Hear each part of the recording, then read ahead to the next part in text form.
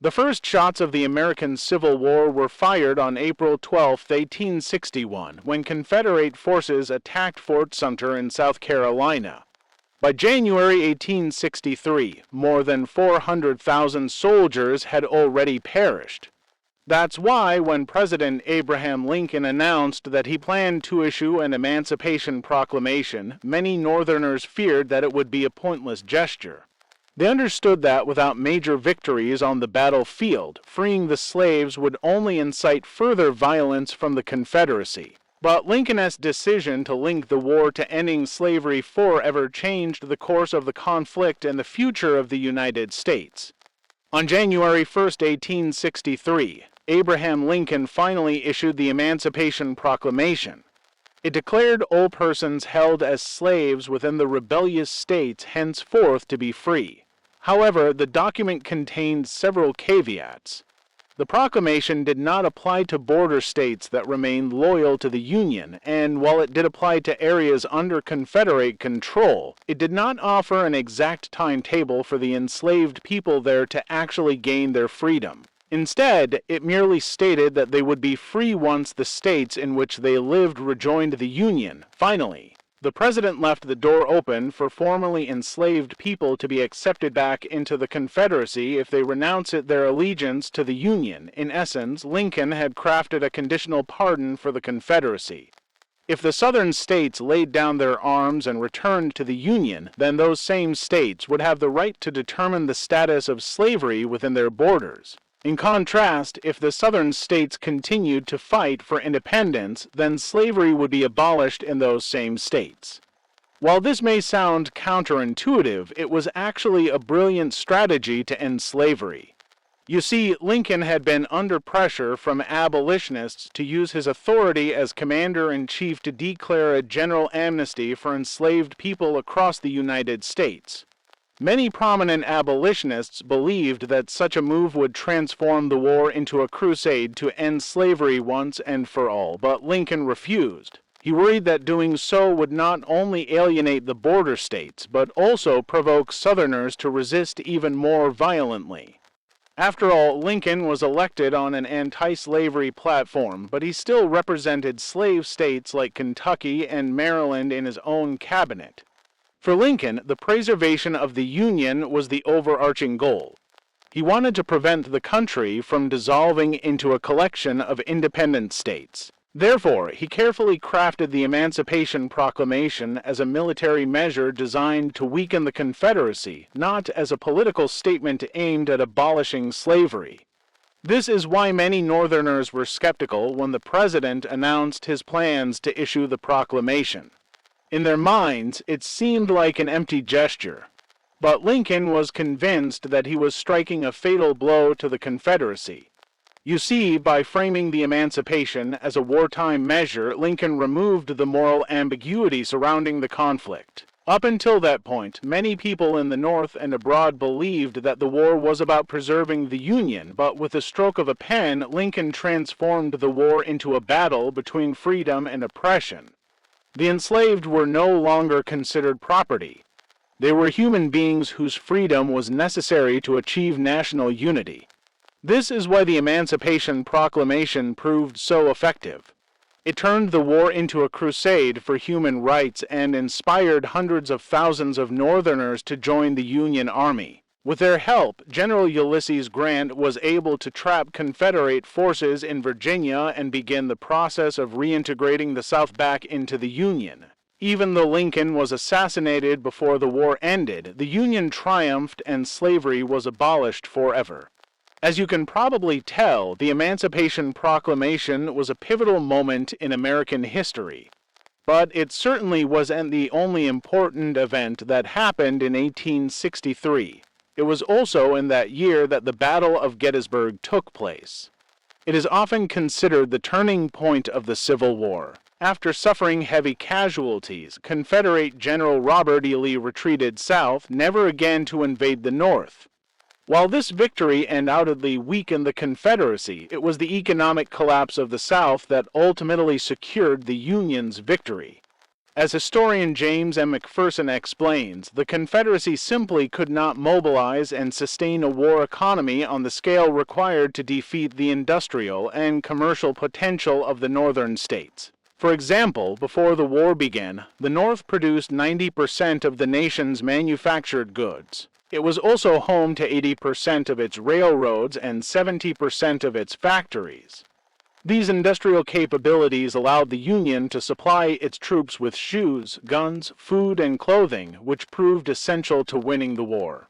To be fair, the Confederacy was no slouch when it came to manufacturing. At the start of the war, the South produced 50% of the nation's textiles, 40% of its iron, and 35% of its agricultural machinery. These goods were essential to winning the war. But because the southern states were so reliant on these industries, any disruptions to their production would cripple the regional economy. When the Union blockaded southern ports, for example, it cut off the South's access to raw materials, including textiles, sugar, and manufactured goods. Without these resources, the Confederacy's war machine sputtered and eventually ground to a halt. The economic disparity between the North and the South is best illustrated by the amount of money each region raised during the war. The Union raised nearly $3 billion, while the Confederacy raised less than $1 billion. What's more, the North had almost twice the population of the South, meaning that Northerners contributed more money to the war effort. Not only that, but Lincoln was able to finance the war by selling bonds to European investors who hoped to profit from the demise of the Confederacy. To make matters worse, most of the South's wealth was tied up in land and enslaved people, both of which were exempt from taxation. As a result, Southerners were forced to contribute their cash and commodities directly to the war effort. All of this is to say that from the very beginning, the northern states had a significant advantage over their southern counterparts. In terms of military preparedness, industrial capacity, and financial resources, the North could outspend, outproduce, and outmaneuver the Confederacy. Therefore, when Lincoln took office in 1861, he was confident that the Union would prevail in the long run. He just needed to figure out how to make the enslaved a part of the solution. When Lincoln entered office, it was clear that the nation was on the verge of civil war. Southern politicians were furious that he had been elected on an anti-slavery platform, and they threatened secession unless he agreed to abolish slavery. When Lincoln refused, 7 southern states seceded from the Union and formed the Confederate States of America. Soon after, Confederate troops attacked a federal fort in South Carolina and war broke out. During his first term, Lincoln faced a daunting challenge: how to preserve the Union without deepening the domestic divide. His critics in the North accused him of starting the war over the issue of slavery. But Lincoln maintained that the primary objective was to maintain the Union. At the same time, Lincoln did not want to lose the support of the border states, which still relied heavily on slave labor. That's why he refrained from issuing a blanket pardon for the enslaved. Instead, he waited until 1863, when it became clear that the war would be a long and bloody affair. By that time, hundreds of thousands of soldiers had already died and public sentiment was shifting in favor of abolishing slavery. So, on January 1, 1863, Lincoln issued the Emancipation Proclamation. It was a masterful stroke of political strategy. By framing the war as a battle for human rights, Lincoln gave it a moral dimension that transcended mere politics. This, in turn, energized the abolitionist movement and helped to galvanize public opinion in favor of ending slavery. Of course, the Emancipation Proclamation did not immediately end slavery. It took years for the Union to enforce the document throughout the South. Nevertheless, Lincoln's action dealt a fatal blow to the institution of slavery and helped to usher in a new era of freedom for millions of African Americans. After defeating the Confederacy, the United States would go on to become a global superpower. But as you can imagine, becoming a world power didn't happen overnight. The Reconstruction era lasted from 1865 to 1877 and was a period of political and social upheaval in the southern states following the U.S. Civil War. After the war, the Southern states were readmitted to the Union and former Confederate leaders were granted pardons by President Andrew Johnson. However, Johnson's lenient policies toward the former Confederates led to widespread discontent among Republicans. Many of them felt that the South should be punished more severely for their role in the war and that former Confederates should be barred from holding political office. This conflict between President Johnson and the Republican-controlled Congress would come to be known as the first major party system in American politics. Despite the challenges of Reconstruction, significant progress was made toward achieving racial equality in the South. In 1865, the passage of the 13th Amendment officially abolished slavery in the United States. The following year, the 14th Amendment granted citizenship to all persons born in the United States and guaranteed them equal protection under the law. These amendments were a major step forward for civil rights and helped to ensure that the United States would become a true democracy. However, despite these legal victories, racial inequality persisted in the South. Many white Southerners resisted integration and resorted to violence and intimidation tactics to maintain racial segregation.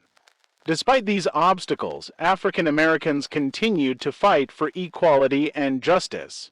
In 1867, the 15th Amendment granted voting rights to black men, which allowed many of them to participate in the political process for the first time.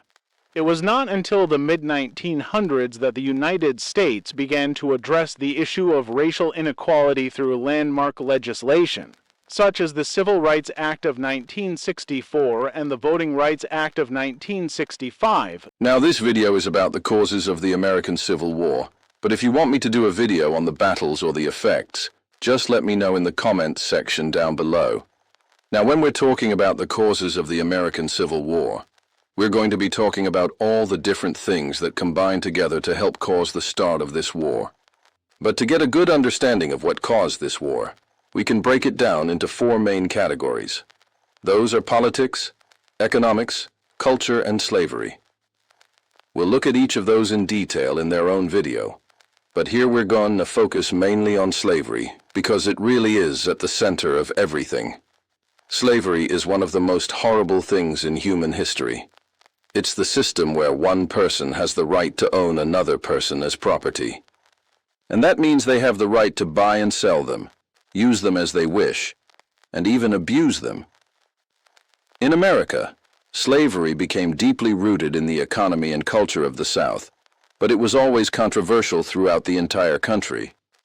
And so as the United States grew and changed, the relationship between free and enslaved people became more and more strained. Let's go back to the very beginning of the Republic. At the time of the American Revolution, every state allowed slavery, but northern states began to question its morality. As the Revolution gave way to the early Republic, the question of slavery had become an ever-present problem for the new nation. Should slavery continue to exist? If so, should it spread to new territories, or should it be abolished altogether? There were arguments on all sides and no easy answers. After all, Southerners felt that slavery was essential to their economy. The Southern economy thrived on plantations which produced crops like tobacco, rice, cotton, and sugar. These crops required lots of manual labor, and the work was hard and dangerous. Many Southerners felt that slavery was necessary to keep the plantation system running smoothly. They argued that since enslaved people were considered property, it was like owning any other asset. And besides, Southerners felt that they had the right to own slaves because they had inherited the institution from the British Empire. After all, many of them had been loyalists during the Revolution, and some even fought in the war. And they pointed out that the Founding Fathers also owned slaves. So how could slavery be wrong if the leaders of the new nation owned slaves themselves? In addition, Southerners believed that the northern states had no business interfering with the institution in the South. They said that the northern states should mind their own business instead of meddling in Southern affairs. But of course, Northerners didn't agree. To them, slavery was morally wrong, and they wanted to see it abolished as soon as possible. They felt that the government had a responsibility to protect the rights of all people, including enslaved people. Plus, as the Industrial Revolution swept the North, manufacturing jobs became available, and immigrants flocked to northern cities to work in the factories. Northerners felt that these immigrants would be better off as free laborers than as enslaved people. They argued that slavery was a dying institution that would eventually end in America. And in the meantime, the growing sectional differences over slavery led to political compromise after compromise. The Missouri Compromise of 1820 admitted Missouri as a slave state and Maine as a free state to keep the balance of power between the two sides. And future compromises continued to admit new states as either slave or free to maintain that balance. But of course, all of these were temporary fixes that only delayed the inevitable. By the 1850s, the debate over slavery had reached a fever pitch, and the fragile peace between the sections was beginning to unravel. In 1854, Congress passed the Kansas-Nebraska Act, which opened up new territories to the possibility of slavery. This led to violent clashes between pro-slavery and anti-slavery settlers in Kansas, an event that came to be known as Bleeding Kansas. The violence foreshadowed the larger conflict that was to come. Then in 1860, the Republican Party nominated Abraham Lincoln for president. Lincoln was against the expansion of slavery, and his election was seen as a threat by the South. When Lincoln won, 7 Southern states seceded from the Union and formed the Confederate States of America. The secession crisis had finally come to a head, and the nation was on the verge of civil war. So the main point here is that slavery was a major contributing factor to the outbreak of the Civil War. The debate over slavery had been going on for decades, and the two sides were becoming more and more divided. When Abraham Lincoln was elected president in 1860, it was clear that the South would not be able to maintain slavery in the United States. And that's why the Confederacy seceded, and the Civil War began. But while slavery was a big part of the story, it wasn't the only thing that caused the war. And so, in order to understand what happened next, we need to consider 3 other aspects of life in the United States at that time. We're going to consider the economic factors, the cultural differences, and the political conflicts in upcoming videos. Economics. The economy in the South was based on agriculture. Plantations grew cash crops like tobacco, cotton, and rice, and used enslaved labor to do the work. The North had a more diverse economy based on manufacturing, shipping, and trade. This led to different interests and values between the two regions. The South feared that the industrialization and urbanization of the North would lead to the decline of the plantation system and the loss of their way of life. The North feared that the expansion of slavery would turn the United States into an agrarian society and prevent it from becoming an industrial powerhouse. Both sides felt threatened by the other's way of life, and this contributed to the growing sectional tensions. Culture. The North and the South had different cultures. The South was more traditional and conservative, while the North was more progressive and individualistic. Slavery played a major role in shaping these cultures, as the institution created a rigid social hierarchy in the South and inspired abolitionism in the North. The growing sectional differences led to increased tension and eventually to civil war. Politics. The issue of slavery had been a major point of contention in American politics from the nation's founding. The Missouri Compromise of 1820 attempted to resolve the issue by admitting Missouri as a slave state and Maine as a free state. However, this only postponed the conflict, and further compromises were needed to maintain the balance of power between the two sides. The Kansas-Nebraska Act of 1854 reignited the debate and led to violence in Kansas. The formation of the Republican Party in 1854, which was opposed to the expansion of slavery, further divided the country. When Abraham Lincoln was elected in 1860, the South saw this as a threat to their way of life, and 11 states seceded to form the Confederacy. But here's the thing. While all 3 of these issues certainly contributed to the outbreak of the Civil War, none of them can really stand alone to explain why the war started. You see, the United States had dealt with economic differences, cultural clashes, and political disputes before. But it was the combination of all three of these things, along with slavery, that pushed the nation over the edge and into war. Each of these factors played a part in creating the perfect storm that led to the Civil War. Okay, so here's what you need to know about secession and the outbreak of the Civil War. As you can see on this map, by the end of February 1861, 11 southern states have left the Union. They were all slave states, and they didn't want to be part of a country that was run by people who didn't like slavery. Jefferson Davis was the president of this new government. And they also formed their own army. And then they started looking for a way to start a war with the United States. Now, the U.S. wasn't just going to let them go without a fight. It was going to take place down here in the South. And the reason for that is because most of the people who wanted to leave the Union lived in the southern part of the country. There were very few people who wanted to secede in the North. In fact, if you look at this map, it was pretty much all white. It might be helpful for you to remember that the vast majority of the population in the United States in 1860 lived in rural areas. And when you lived in a rural area, you were more likely to own slaves, which meant that you were more likely to live in the South. That being said, some Northerners did own slaves. Here's a picture of one of them. This is John Brown. He owned a bunch of slaves in a place called North Elba. In 1859, he went down to Virginia and tried to start a slave rebellion, but it failed, and he was executed. But even though there were some slave owners up north, the vast majority of them did not want to leave the Union. Okay, now let's think about why they didn't want to leave the Union. Well, first of all, Southerners depended on northern ports to ship their goods overseas. If they left the Union, they would no longer have access to these ports, and that being the case, they wouldn't be able to ship things like cotton to England and get the manufactured goods that they needed in return. Another thing is that Southerners depended on northern factories to manufacture the goods that they couldn't produce themselves. Now, this included things like guns, but it also included things like textiles.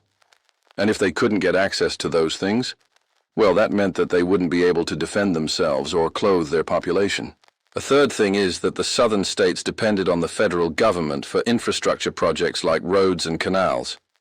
And again, if they left the Union, they would no longer have access to those things. Finally, the South had benefited greatly from the expansion of slavery into new territories. As you can see on this map, most of the new states that joined the Union in the decades before 1860 were slave states. And if the U.S. began to contract rather than expand, it meant that Southerners would have fewer places to put their slaves and therefore less land on which to grow the cash crops that sustained their economy. So now let's take a look at what happened next. As the secession crisis came to a head in late February 1860, President Buchanan decided that he needed to take some sort of action. And the action that he took was this. He sent a message to the South Carolina governor asking him to put down this rebellion. But the governor didn't do anything. In fact, when a delegation from Washington, D.C. arrived in Charleston to attempt to reopen Fort Sumter, South Carolina Governor Francis Pickens actually prevented them from entering the state. Meanwhile, President Buchanan was essentially doing nothing. He sent messages back and forth with Jefferson Davis, but he refused to use any force to stop secession. In fact, he told his cabinet that if the worst came to worst, he would let the South succeed. Okay, so now let's take a look at what happens next. On March, 4 days after the secession crisis was resolved, Confederate troops seized Fort Sumter. This was a disaster for President Pierce because he had sworn an oath to protect the fort.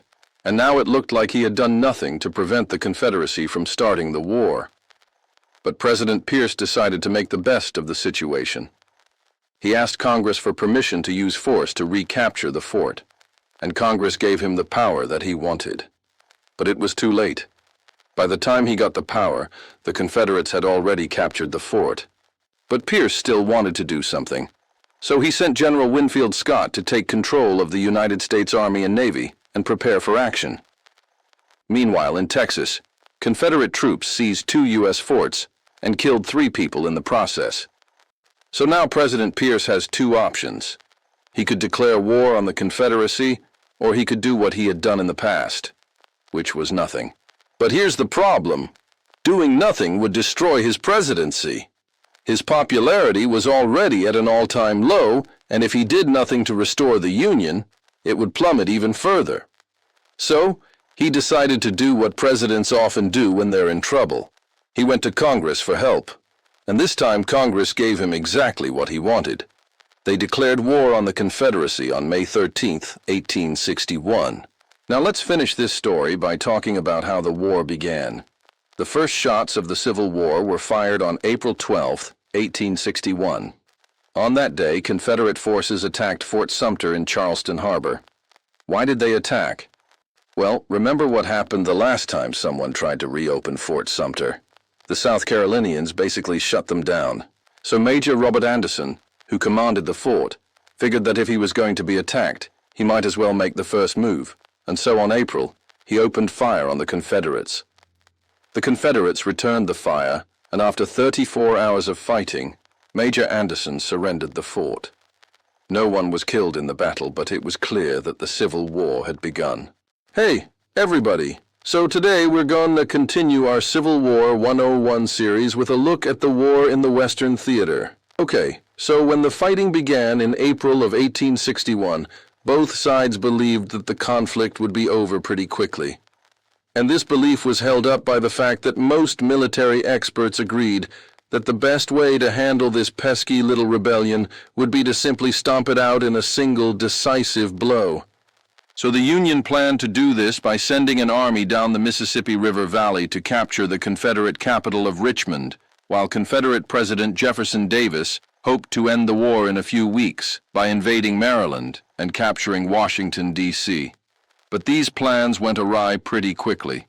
On July 21, 1861, Confederate troops under the command of General P.T. Beauregard defeated a larger Union force under General Irvin McDowell at the First Battle of Bull Run, or First Manassas, as it's called in Virginia. And this humiliating defeat convinced most people on both sides that the war was going to be long and costly. So, after Bull Run, the Union adopted the Anaconda Plan, which sought to blockade the southern states into submission while simultaneously taking control of the Mississippi River to split the Confederacy in two.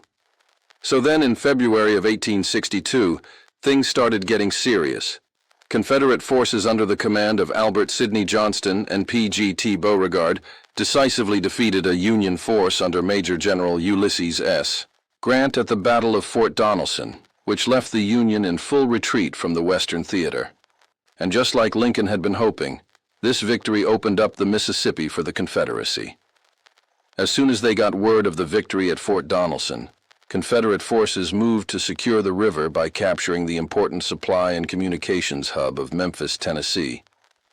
This caused a panic in the North as it looked like the Confederacy had opened up the western half of the Anaconda Plan. The New York Tribune warned that the fall of Memphis threatened to place the entire Western Theater, quote, in the hands of the rebels, which would result in the Confederacy having, quote, full possession of the valley of the Mississippi. But despite the urgency in the North, there were few options available to them as the Union Navy was still blockading the Mississippi. So the only way for the Union to retake control of the river was to fight their way down south. And they started off by sending General Henry Halleck and his 60,000 troops to capture the Confederate stronghold of Corinth, which would open up the road to Memphis. But as it turns out, Confederate General Leonidas Polk had other ideas. So on October 3, 1862, the two armies met in battle at the Battle of Belmont. And although the Union had a significant advantage in numbers, Confederate forces were able to hold them off. But unfortunately, Polk underestimated the ferocity of the Union assault, and after exhausting his ammunition supply, he ordered a retreat in the middle of the night. And it was so poorly executed that it ended up looking more like a rout. And now, with the Confederates out of the picture, General Grant moved his headquarters to Cairo, Illinois, and began planning his next move. But before he could make any plans, he got a visit from General Halleck, who informed him that he had orders to report to Washington, D.C., and turn over his command of the Western Theater to General John Pope. Now, part of the reason why Halleck felt that he had to give up command was due to political pressure from anti-slavery Democrats known as Copperheads, who thought that he wasn't moving fast enough to capture the Confederacy. But in actuality, the real reason that Halleck was being transferred was because he was a teetotaler, and he didn't get along with General Pope, who was a heavy drinker. But anyway, as Grant prepared to leave the Western Theater, he handed the reins to General C.F. Smith and set off for home. And as soon as he got there, he heard some disturbing news. On August 29, 1862, Confederate General Robert E. Lee had launched a surprise attack on General John Pope's army and thoroughly whipped them at the Second Battle of Bull Run. And as if that wasn't bad enough, Lee was now marching his troops north towards Washington, D.C. So President Lincoln was not feeling very confident about his choice in generals. And as he sat down to dinner one night, he turned to his cabinet and said, I have been looking over my general officers and have come to the conclusion that we must have somebody to command the army who knows something of military tactics.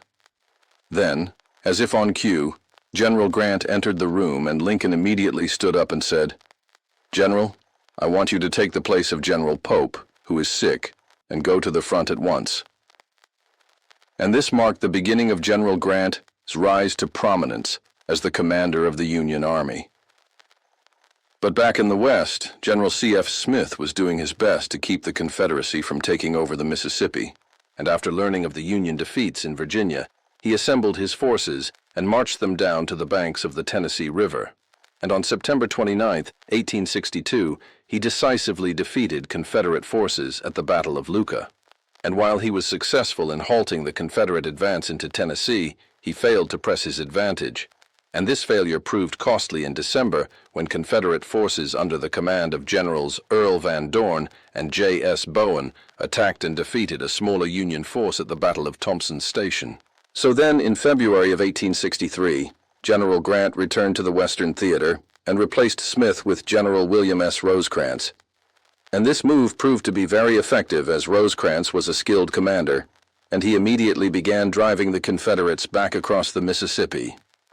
By late March, the Union had advanced all the way to the outskirts of Corinth, but finding the town strongly fortified, they laid siege to it instead. Now, while the Union Army was engaged in the siege of Corinth, Confederate forces under the command of General Braxton Bragg crossed the Mississippi and captured the key rail hub of Memphis. And although this victory gave the appearance of a Confederate resurgence in the Western Theater, it actually marked the beginning of the end for the Confederacy.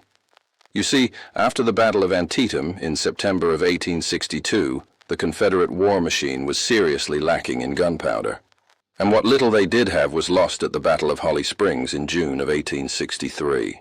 And this meant that whenever the siege of Corinth fell, there would be no hope of stopping the Union advance. And sure enough, on May 4, 1863, Confederate forces were forced to abandon Corinth and flee south. And with their gunpowder supply critically low, General Grant decided to show mercy. In his official report following the battle, he wrote, "The rebels fired only about 500 rounds at us, showing their ammunition is so scarce that they are taking care to use it economically and judiciously." So then Grant offered Bragg's retreating troops generous terms of surrender, which included allowing them to keep their weapons and money. And even though Bragg tried to refuse them, his starving and exhausted troops accepted the offer and laid down their arms. And this effectively secured the Mississippi River for the Union and doomed the Confederacy. And I know that sounds like a massive oversimplification. Like there's no way that one battle could have such a drastic impact on the outcome of the war, right? Well, believe it or not, it actually can. For example, in 1861, European nations were eager to get involved in the conflict and help the Confederacy win their independence. But when the British and French learned that the United States controlled the Mississippi River, they knew that they couldn't possibly hope to break the blockade without massive naval superiority. And since they weren't willing to risk losing their navies in the Atlantic, they abandoned hopes of supporting the Confederacy and recognized the United States as the sole legitimate government of America. And I know it's tempting to think that this is where the Western Theater ends, but we still got 3 years of fighting left to cover. So click here to watch part 2 of the Western Theater and see how the mighty armies of Grant and Sherman rolled up the Confederacy. As America's deadliest conflict, the Civil War saw more than 620,000 soldiers die between 1861 and 1865. The film covers the events of September 17, 1862, when Confederate General Robert E. Lee led his troops into Maryland. The battle was the bloodiest single day in American history, with over 22,000 casualties. It ended Lee's first invasion of the North and thwarted his plans to gain foreign support for the Confederacy. The film features interviews from historians and reenactments of the battle. After the battle, Lincoln issued the Emancipation Proclamation on January 1, 1863, declaring enslaved people in Confederate territory free. This shifted the war's purpose to not only preserving the Union, but also ending slavery. Although the battle did not result in a decisive victory for either side, it remains a crucial moment in the Civil War and U.S. history. Number 4. Gods and Generals. Gods and Generals is a 2003 film that serves as a prequel to the 1993 movie Gettysburg. Set in 1862 and 1863, it covers the lead-up to the Battle of Gettysburg and includes the battles of Fredericksburg and Chancellorsville. Some notable scenes include the famous Christmas truce, where Union and Confederate soldiers come together to exchange gifts and carols, and an extended version of the Battle of Chancellorsville, which includes the death of Confederate General Thomas Stonewall Jackson. The film stars Robert Duvall, Stephen Lang, and Jeff Daniels. If you watch only one movie on this list, let it be this one. That's because the story is epic and spans multiple days and locations. Number 3. Glory. Glory is a 1989 film about the 54th Massachusetts Infantry, an African-American regiment during the Civil War. It's notable for being the first major Hollywood film to accurately portray the experiences of black soldiers and officers. It's also one of the few films on this list with a happy ending. The story follows the regiment from its formation in 1863 to its participation in the attack on Fort Wagner in South Carolina. Despite heavy losses, the assault on Fort Wagner becomes one of the most successful Union attacks of the war and paves the way for the capture of Charleston, South Carolina, one of the Confederacy's most important ports. It's considered one of the best films about the Civil War and is known for its large-scale battle scenes and strong performances. The film follows 3 men during the battle: Chamberlain, a young Union general who defends Little Round Top; Longstreet, a Confederate general who advises caution and Pickett; a young Virginia lawyer who leads the famous charge. Gettysburg is a character-driven film that explores the moral complexities of war and the toll it takes on those who fight it. It also features an outstanding performance by Sam Elliott as Confederate Colonel Joshua Lawrence Chamberlain. Number 1. Lincoln. It stars Daniel Day-Lewis as President Abraham Lincoln and focuses on the events leading up to the passage of the 13th Amendment to the U.S. Constitution, which abolished slavery. It also depicts the president's personal struggles as he grapples with the weight of the nation's future and the assassination attempt by John Wilkes Booth. We've got a question from a viewer. Why wasn't the American Civil War fought over the entire United States? It sounds like a strange question, especially if you know anything about the geography of the 1860s. But there are good reasons why the conflict was largely confined to the South and the Western territories. And it's not what you think. To understand why the Civil War wasn't fought over the entire United States, we need to go back to the beginning of the conflict and see how the war aims of the Union and the Confederacy shaped their strategies. The early part of the Civil War was characterized by cautiousness on both sides. There were some big exceptions, of course, like the Battle of Bull Run, or First Manassas in July 1861, when Confederate forces defeated a larger Union army. But for the most part, neither side was willing to commit its limited resources to a major offensive early in the war. The main reason for this caution was that neither side had any idea how long, so they preferred to conserve their troops and resources until such time as they could make a decisive push. Of course, the Union had the advantage in terms of resources, but the North was slow to realize just how much manpower, weapons, and supplies it would take to wear down the South. For their part, the Confederates knew that they were fighting an uphill battle, but they hoped that they could win enough battles early in the war to convince the North that the conflict wasn't worth fighting. So the first 2 years of the war were pretty much status quo. The Union held the border states and most of the free and slave states in the West, while the Confederacy held the rest of the South. All of this changed, however, when General Ulysses S. Grant took command of all Union armies in March 1864. And boy, did he change things. Grant's strategy was simple. He wanted to relentlessly press the Confederates under General Robert E. Lee in Virginia. At the same time, he wanted to pin down Confederate General Stonewall Jackson's army in the Shenandoah Valley and prevent them from coming to Lee's aid. If this worked, Lee's army would eventually be worn down and defeated. But Grant's strategy required a massive commitment of resources, so he needed to be sure that the Union could sustain a long and bloody conflict. By 1864, Lincoln and his advisors had realized that winning the war would take a long time, so they redoubled their efforts to boost industrial production in the North. They also passed the Enrollment Act, which imposed a draft on men in the northern states. Not surprisingly, this caused some unrest among working men who feared being taken from their jobs.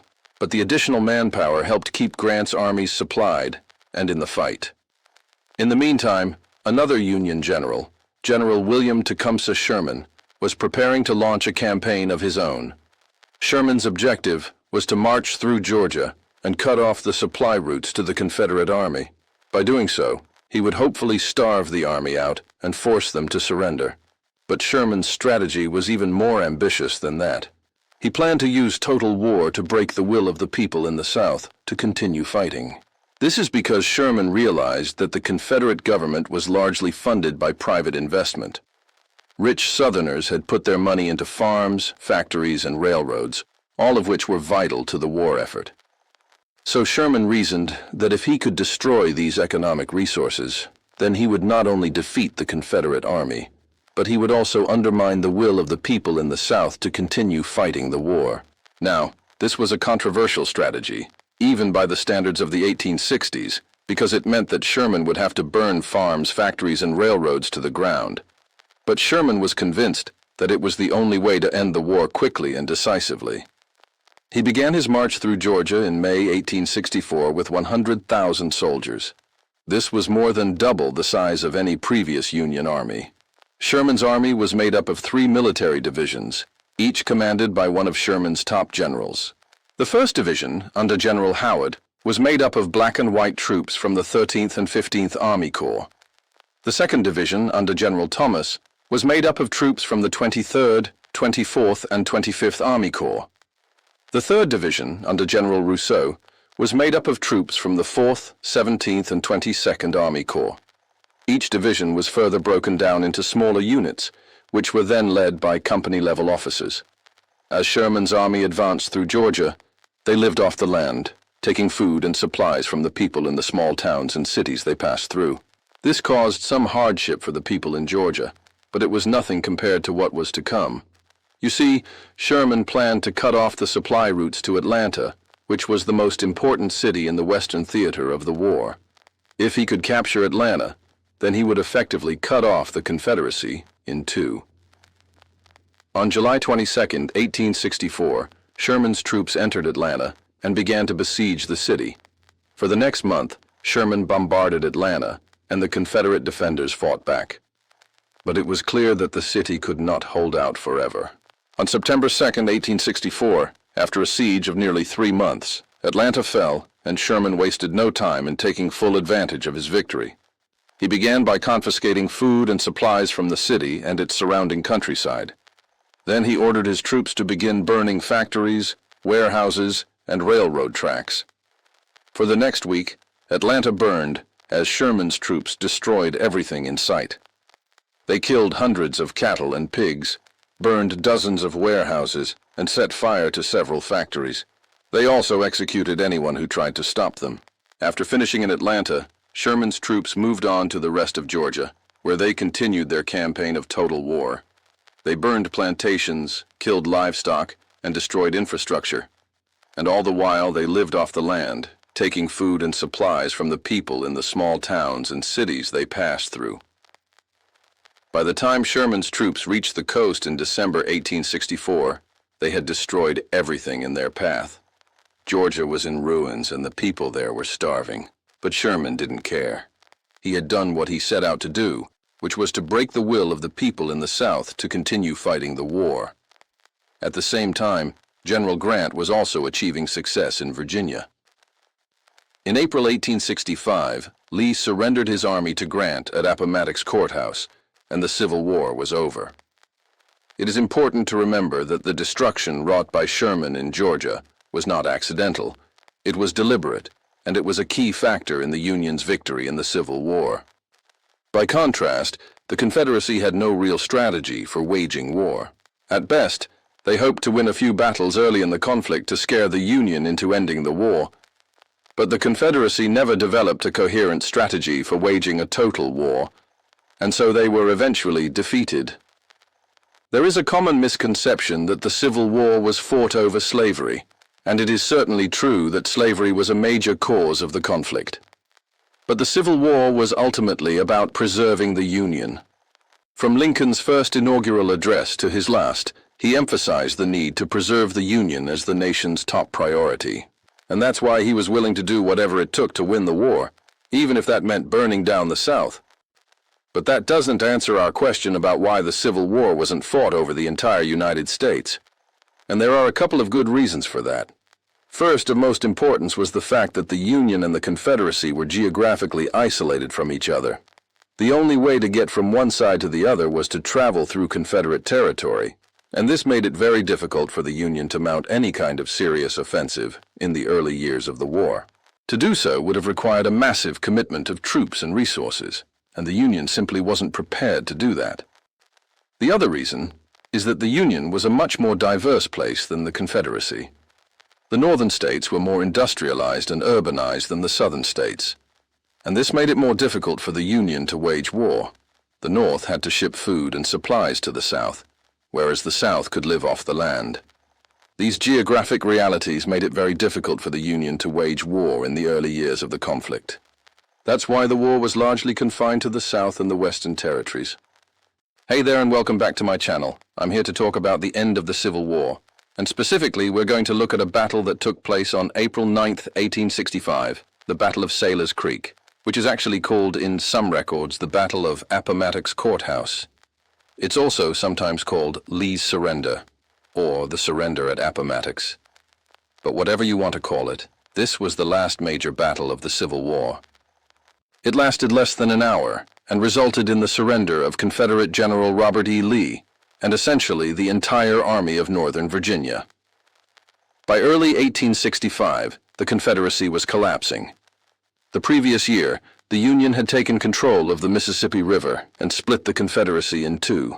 The Confederacy was running out of soldiers. The troops were poorly trained and they were running low on supplies. In the North, President Abraham Lincoln had just been re-elected on an anti-slavery platform, and now he was talking about ending slavery forever. In April 1865, Confederate General Robert E. Lee and his Army of Northern Virginia were retreating through Virginia.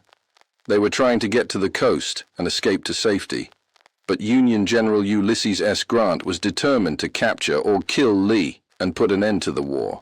So he sent troops under the command of General George G. Sheridan and General James B. McPherson to stop Lee's army. On April, Lee's men had crossed the Appomattox River and had set up camp near the village of Appomattox Courthouse. They were hoping to rest here for a few days, regroup, and then continue their retreat to the south. But the Union was quick to find them. At around 1 p.m. on April, Union cavalry troops began to arrive on the outskirts of the village. Lee thought that they were only a small scouting party, but soon enough, thousands of Union soldiers had arrived, blocking the roads into and out of town. Now, Lee knew that he was trapped, but he didn't know what to do next. His supply wagons were full of provisions for his starving troops, and if he gave up the fight, all of those supplies would go to the enemy. But surrendering all of his supplies was better than the alternative. So Lee met with General Charles Marshall, one of his top commanders, and told him that he wanted to surrender. At this point, Marshall asked if he could at least get the supplies and other valuables out of the wagons before giving up the fight. But Lee said no, that he was sorry, but he just couldn't risk it. Now, this was a hard decision for Lee, because it meant that years of planning, thousands of lives, hundreds of battles, all of it would amount to nothing. He would have to tell his troops, the men who had followed him through thick and thin, that it was time to go home. Lee sent a message to General Grant asking for a meeting to discuss terms. But Grant was suspicious of Lee's intentions and refused to negotiate until after the fighting had stopped. He wanted to make sure that Lee wasn't just trying to buy time to escape. So the fighting continued. And when it was over, it became clear that Lee had no choice but to surrender. He wrote a message to Grant saying that he wanted to meet so they could discuss the terms of surrender. Grant agreed, and the two generals met in the house of a woman named McLean, whose house had been used as a hospital for Confederate soldiers. When they met, Lee told Grant that he was surrendering himself and all of his troops along with all of their supplies and weapons, and his army across the face of the continent, and now all of it was about to come to an end. But Grant knew that he had to be gracious if he wanted this war to be over. So he told Lee that he accepted his surrender, and that he would allow all of his troops to go home, unharmed, and without having to ask permission from any officer. This was very generous of Grant, because technically, these men were prisoners of war, and by releasing them without any further fighting, he was saving hundreds of lives. But it wasn't all about being nice. You see, the war was basically over. There was no need to keep fighting. All that it would do is cause more deaths and destruction. So, on April 9th, 1865, the fighting ended. The terms of surrender were read to the troops, and they laid down their arms. This day is now known as Confederate Surrender Day, or the surrender at Appomattox. But while this was the end of the Civil War, the fighting wasn't entirely over. Most of the troops laid down their weapons and went home. But there were still a few diehards who refused to give up the fight. And in the following weeks, there were several small battles between Union and Confederate troops. For example, on April 12, 1865, General Joseph E. Johnston and his Confederate troops surrendered to General William T. Sherman in North Carolina. But even after that, there were still some Confederates who refused to give up the fight. In fact, it wasn't until June that the last major Confederate stronghold fell, and even after that, there were still reports of Confederate guerrillas attacking Union troops. Still, the fighting was pretty much over. The real question was, what would happen now? What would happen to the former Confederacy? Booth was a famous actor who had become obsessed with the Confederacy. He hated the way that Lincoln had been talking about ending slavery, and he wanted to do something to stop him. So while Lincoln was watching a play at Ford's Theater, Booth snuck into his box and shot him in the back of the head. Lincoln died the next morning. Now, this was a terrible tragedy for the country. Lincoln had been elected on an anti-slavery platform and had worked tirelessly to end slavery. And now, he was dead. But it was also a lucky break for the Confederacy. See, Lincoln was a strong leader who had helped to keep the Union together during the Civil War. Without him, the country might not have been able to end slavery. After Lincoln's death, the country was thrown into chaos.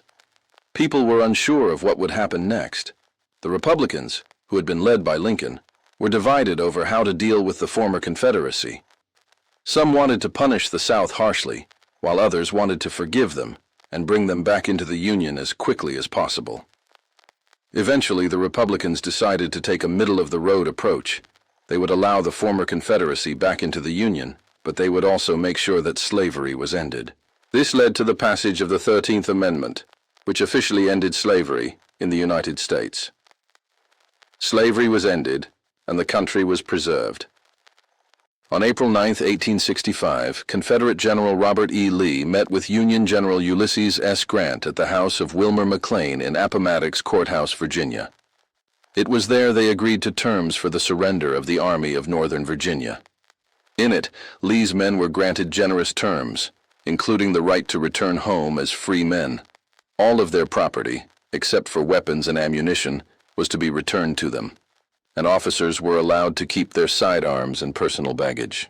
In all, some 28,000 Confederate soldiers would soon be paroled under these terms. But that same day, over 1,000 miles away, fighting was still underway. It wouldn't end until May, when the last Confederate forces surrendered. But the die had been cast. The American Civil War was over. It had been 4 long years since a fired cannon had started the first shots at Fort Sumter, South Carolina. Now, after more than 620,000 dead, slavery had been abolished, and the United States was whole once again. In the immediate aftermath, the nation was understandably jubilant. Bells were rung, bonfires lit, and people danced in the streets. President Abraham Lincoln, who just months before had been mortally wounded by an assassin's bullet, rode through the cheering crowds of Washington, D.C., waving his famous top hat from an open carriage. There were celebrations in the North and the South, even if many Southerners were too ashamed or heartbroken to do anything more than quietly murmur a prayer of thanks. For so many families, the war had been a terrible and personal tragedy. Throughout Dixie, young men wept as they embraced their fathers, brothers, and sweethearts once more. Yet for all the joy, there was little cause for celebration. The South was a physical and economic ruin. Entire towns had been leveled by war's storms. Crops were rotting in the fields, and livestock had been used up long ago. People were too hungry to eat their celebratory dinners. It was the same in the industrial and commercial interests of the North, which had sustained billions of dollars in damages. Factories were destroyed, farms were abandoned, commerce was at a standstill. Though the fighting was finally over, Americans knew that the struggle to rebuild their nation would be long and hard. Then there was the issue of what to do with the former Confederates. As it turned out, the victorious Union was remarkably lenient with its defeated foes. Most were given noble paroles upon surrendering, and then they simply went home. Others were arrested and sent to prison camps, where they lived alongside the men they had fought against until they could be safely reintegrated into society. The most extreme punishments were reserved for members of the Confederacy's political class, with leaders like Jefferson Davis languishing behind bars for years. But by and large, Americans swiftly set aside their differences and began working toward healing the wounds of war. It wasn't easy, however. Even before the war had ended, President Lincoln had been killed by an assassin. His death left a power vacuum that threatened to throw the country back into chaos. Fortunately, his hand-picked successor, Andrew Johnson, proved equal to the task. A former Democrat from Tennessee, Johnson had a deep understanding of the needs of the defeated South. He pardoned thousands of former Confederates, encouraged Southerners to rejoin the Union, and worked to restore order to the devastated region. It was a slow process, but eventually things began to look up. By 1867, the United States was well on its way to recovery. The economy was booming. New technologies were transforming American life. And most important of all, the nation was together again. But that didn't mean everyone was happy. In fact, during the first decade after the war, the country was racked by political debate over how to treat the former Confederacy and its citizens. These debates would come to be known as Reconstruction. The main question was this: what to do about slavery?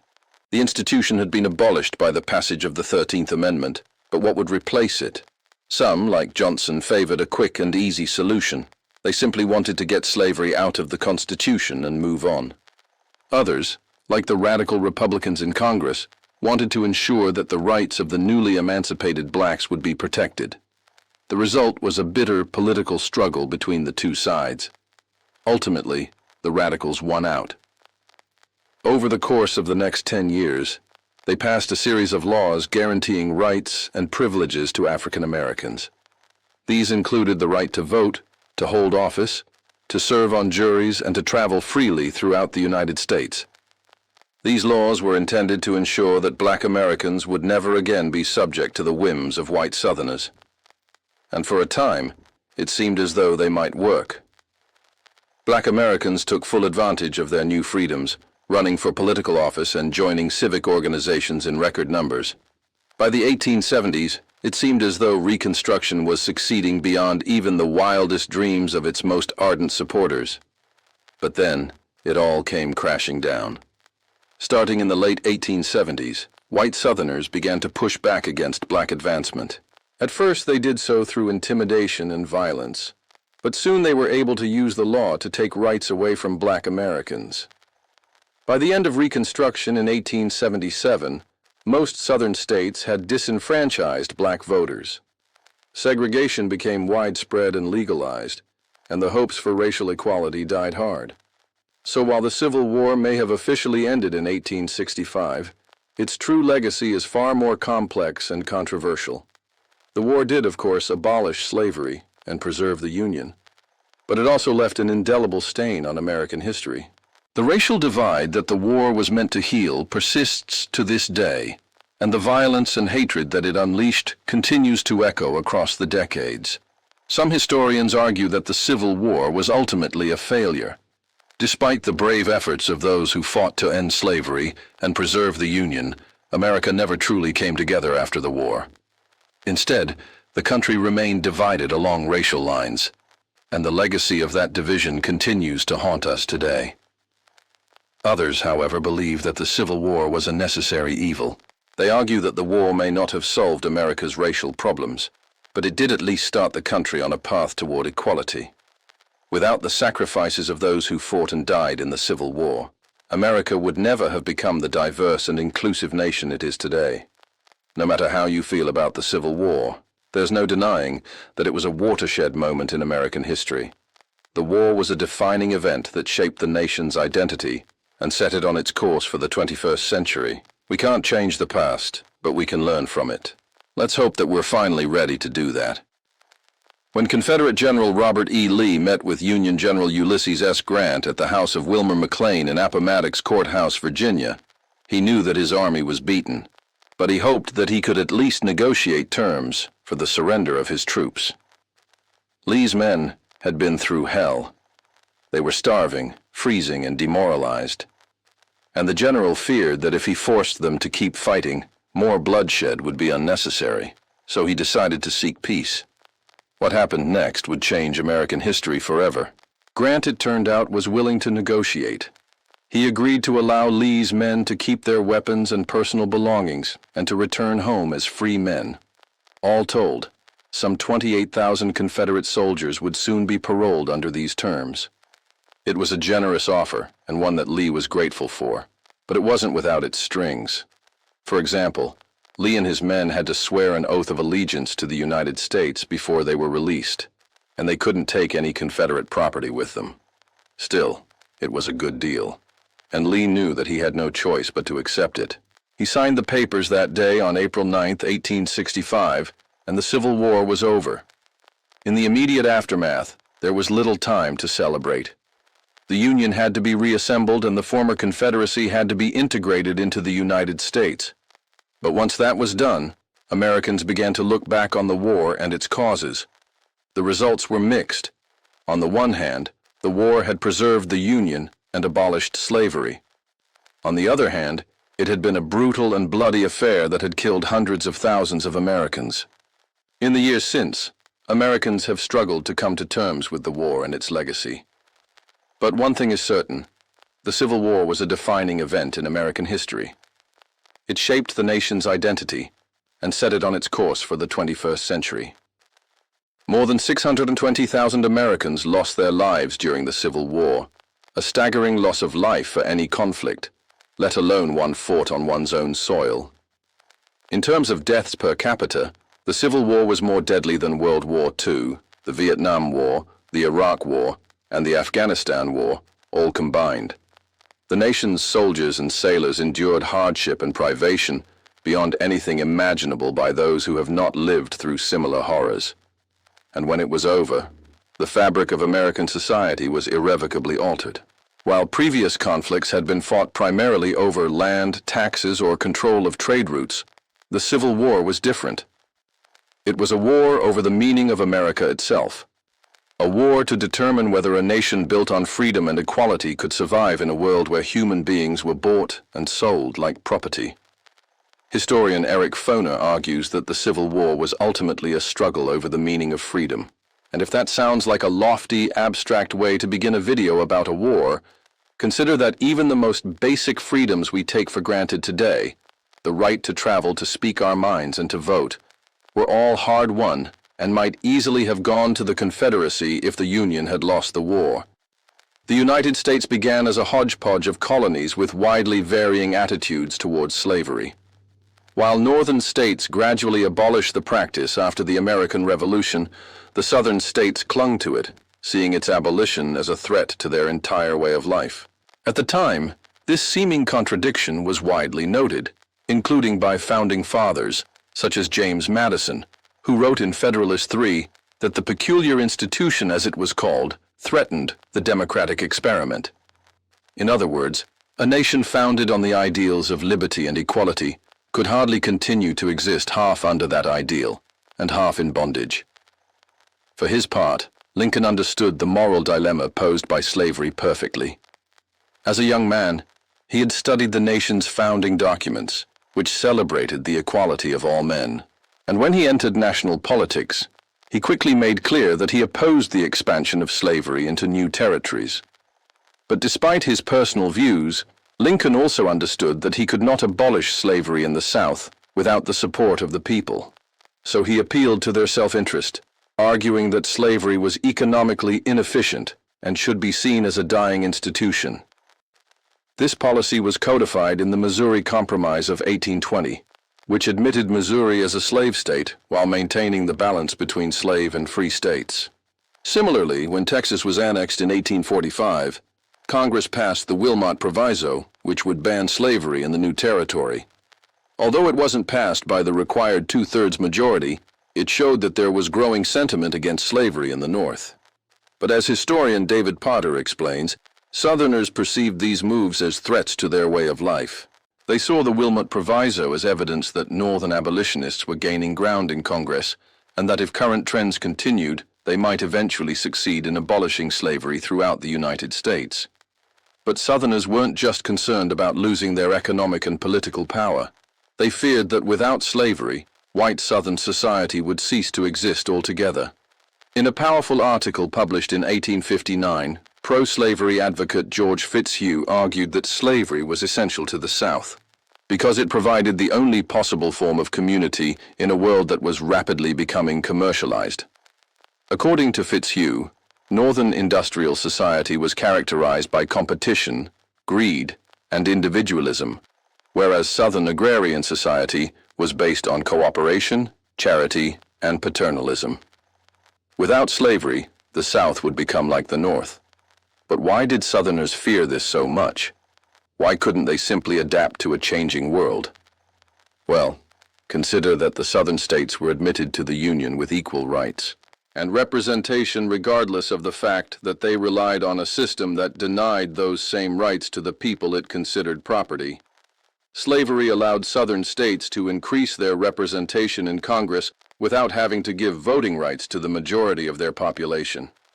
That meant that the South had a disproportionate amount of political power, and the prospect of losing that power was unthinkable to many. When Abraham Lincoln was elected president in 1860, the 7 states of the Deep South seceded from the Union. Soon after, 4 additional states left as well, creating a nation that historian James M. McPherson calls the Confederacy of Independent States.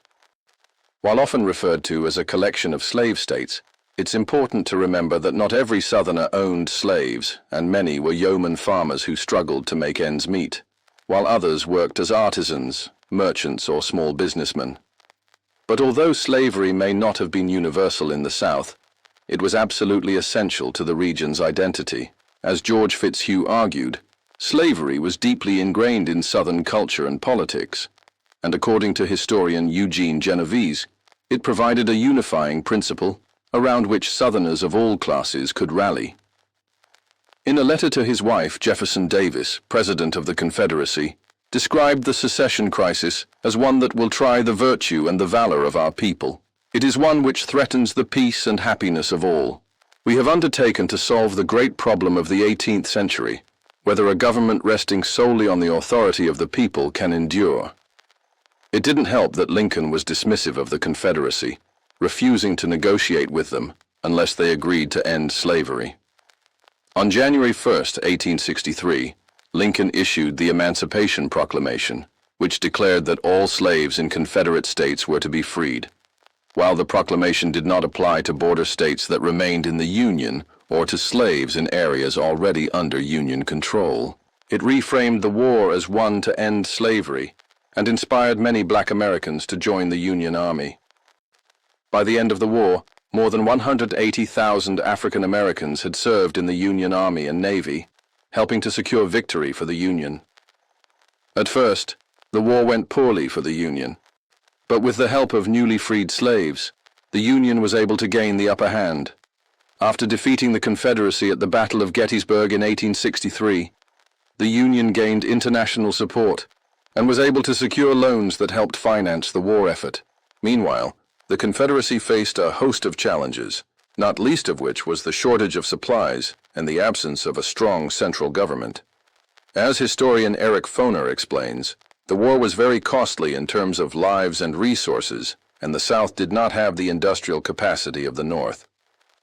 In addition, many Southerners felt that the war was being fought for a bad cause. Historian William S. McFeely writes that thousands of Southerners abandoned the Confederacy once it became clear that winning the war was impossible. In April 1865, Confederate General Robert E. Lee surrendered to Union General Ulysses S. Grant at Appomattox Courthouse. With the surrender of the Confederate Army, the war was effectively over. But what followed is often forgotten. During Reconstruction, the United States grappled with how to readmit the former Confederate states to the Union. This led to the passage of the 13th, 14th, and 15th Amendments, which abolished slavery, granted citizenship to former slaves, and prohibited states from denying the right to vote to any male citizen. Today, we tend to remember the Civil War as a conflict between two monolithic entities, the heroic Union and the villainous Confederacy. But in fact, the war involved a wide range of perspectives and experiences. While many Northerners opposed slavery on moral grounds, others saw it as an economic drain on Southern states. Similarly, while most Southerners supported slavery, not all did so for the same reasons. Some were concerned about the fate of their way of life, while others worried that without slavery, the South would fall into poverty. The Civil War was a complex and messy affair, but one thing is clear: its legacy continues to shape the United States today. The Civil War was a war over the meaning of America, a war that continues to this day. And on that note, I would like to thank all of my supporters who made this video possible. Special thanks to my top patrons. Without your help, I wouldn't be able to make videos like this. And with that, I hope you learned something new. And if you did, be sure to follow for more content.